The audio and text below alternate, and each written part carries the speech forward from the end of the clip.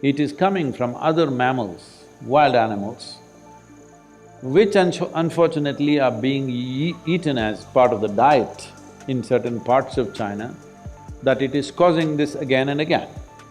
There's nothing more anybody can do as far as I can see when I look at the steps that are being taken, but they won't be able to contain it because people will move.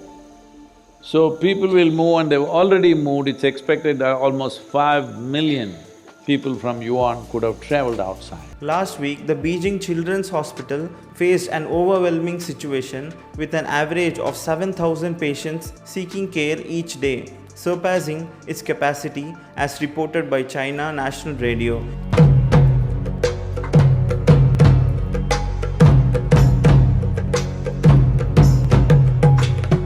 Before we talk about the virus, let's first watch Sadhguru's video. So regarding the situation in China and right now all around the world regarding the coronavirus, so it has created a lot of tension in China. And also like in other countries, the Chinese has faced a lot of discrimination. So can you give some advice regarding the situation right now to the Chinese? Thank you.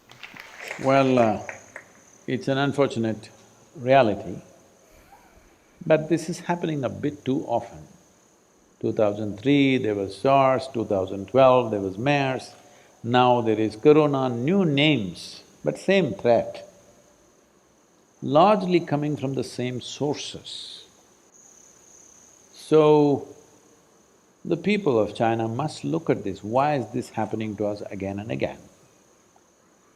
Well, there is right now a very severe influenza, nearly 15 million Americans are infected. But people are not so excited about it because it's not killing at the same rate. Very old people, children may die sometimes, but it's not killing like this. The reason why this is killing like this, what I hear from people, I'm not a bacterial or virus scientist or something, but from what I hear, because it's so new to the human system, it is coming from other mammals, wild animals, which unfortunately are being eaten as part of the diet in certain parts of China, that it is causing this again and again. So, these wild animals have certain things, viruses and bacteria, which we are not competent to handle. All of us have this stuff, but our bodies are competent to handle most of it. But what is in these animals, we are not able to handle it because it's so new to our system does not have the necessary antibodies to address that. Having said that, this is a cultural issue which the people of China should look at long term. The Chinese government, as far as I can see, is handling this in a war footing. There's nothing more anybody can do as far as I can see when I look at the steps that are being taken, but they won't be able to contain it because people will move. If I say, don't cough, you'll do, oh. So people are like this So people will move and they've already moved. It's expected that almost 5 million people from Yuan could have traveled outside. So where all they've gone? Are you here? We don't know where all they've gone, for what purposes they've gone. They may be looking perfectly healthy, but they may be still spreading it. That is the uniqueness of this thing. They won't be sick, they will look perfectly healthy and still be spreading it. So, there is a certain fear among people. Of course, videos are going around showing how you'll fall dead right there on the street. So, when you see a Chinese face, people are scared. This fear-mongering will happen inevitably. But Chinese also must understand it's sensitive time. Do not misunderstand isolation as discrimination, please, don't do that. Please, there is no discrimination, but if you're infected, even in your own home, they'll isolate you, isn't it? Just like that. So, Chinese people should take this in good spirit and don't cough. But there are different ways of handling it. Some will handle it in a nasty way, some will handle it in a nice way. Do we have this audio? Huh? Let me play an audio for you. There are different ways of handling an infection. Hello virus from Wuhan, another problem's here again. Because you see the contagion creeping, and the virus is indeed spreading, and the memory of SARS planted in my brain still remains. We stand and fight the virus. We hear of theories how it grew. From snakes and bats became a flu, passing the sickness from man to man. Now it's growing, getting out of hand. It's a virus that has traveled near and far. Corona, we have to fight the virus. And in the latest news I saw 10,000 people, maybe more. People falling sick with much coughing, people falling ill with much sneezing, people worried for their health and their one so dear, pneumonia. We keep the fight, the virus. Keep your hands clean, always know hygiene will stop that virus grow. When you sneeze, cover with a tissue. Even coughing, just let me teach you. Wear a mask if you're sick so that others won't get it too. We count on you to help to fight the virus. Together we must overcome.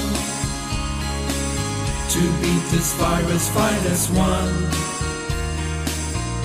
For a life of health and harmony. It's in our hands, it's up to you and me. For the health of our land, of our friends and family, humanity, we will win this fight, the virus.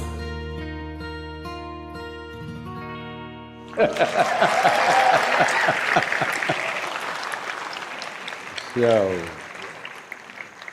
when calamities come our way, there are many ways to handle it. Let's handle it gracefully. Huh? Something keeps coming, virus will come, this will come, that will come. But how we handle it is left to us. So maybe we'll handle this also, hopefully. But whichever way, let's do it gracefully. If somebody is infected, what they need is definitely isolation, but compassion, not discrimination, all right? China is currently facing an increase in respiratory illnesses, particularly pneumonia among children.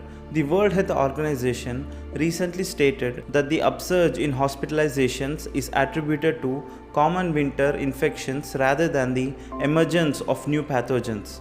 This surge in infections was anticipated for China's first winter without COVID-19 restrictions since the start of pandemic in 2020. Epidemiologists find it noteworthy that pneumonia is more prevalent in China, unlike other countries where the easing of COVID-19 restrictions led to spikes in illnesses driven by influenza. Last week, the WHO requested information including laboratory results and the data on recent trends in the spread of respiratory illnesses from China's health authorities. This request followed media reports and information from the Program for Monitoring Emergency Diseases. a publicly available system managed by the International Society for Infectious Diseases, highlighting clusters of undiagnosed pneumonia. According to the statement released on 23 November, the World Health Organization reported that the China's health authorities attribute the increase in hospitalizations since October to familiar pathogens including adenoviruses, the influenza virus.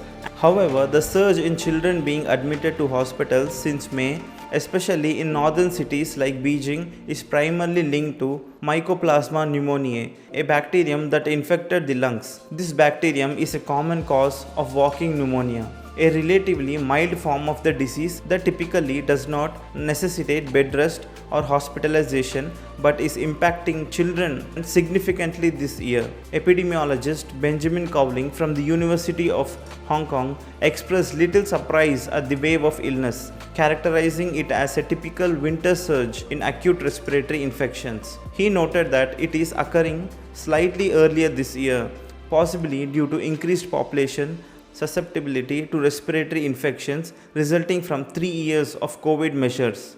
The recurrence of common respiratory diseases during the initial winter following the relaxation of pandemic measures such as the discontinuation of mask wearing and travel restrictions. In November 2022, the United States witnessed the highest number of flu-related hospitalizations for that time of the year since 2010. The imposition of nationwide lockdowns and other preventive measures to curb the spread of COVID-19 had the effect of limiting the circulation of seasonal pathogens.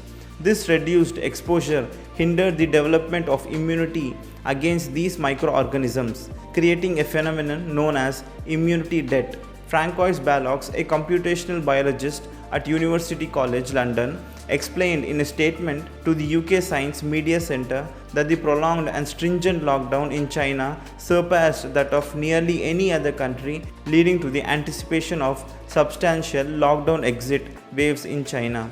Nevertheless, the wave of illness in China presents a contrast to the patterns observed in other countries. While some nations dealt with post-COVID winter surges marked by influenza, China has experienced a prevalence of pneumonia infections. This deviation is surprising as bacterial infections typically take advantage of weakened immunity following viral infections. According to Benjamin Cowling, treatment for pneumonia caused by pneumoniae usually involves antibiotics known as macrolides. However, an excessive reliance on these drugs have resulted in the pathogen developing resistance. Studies indicate that resistance rates of pneumoniae to macrolides in Beijing range between 70% and 90% to high levels of hospitalization from pneumoniae this year, hindering treatment and slowly recovery from bacterial pneumonia infections. While winter surges always pose challenges, healthcare systems in China are better equipped to address them now than before the pandemic, notes Kristen Jenkins, a respiratory physician at UNSW Sydney in Australia. Improved national disease monitoring systems, diagnostic tests and measures to impede transmission and prevent fatalities are now in place. Last week, the Beijing Children's Hospital faced an overwhelming situation with an average of 7,000 patients seeking care each day, surpassing its capacity as reported by China National Radio, a state-owned entity. Additionally, a major hospital in Beijing, according to Al Jazeera, experienced an influx of 1,200 patients entering their emergency room on an average daily basis last Thursday. Concerns about the disease escalated following an alert issued by monitoring service ProMed last Tuesday regarding undiagnosed pneumonia cases in Beijing and Liaoning. The initial notice of COVID-19 also mentioned undiagnosed pneumonia in China's Hubei province, leading to emerging fears of potential new pandemic.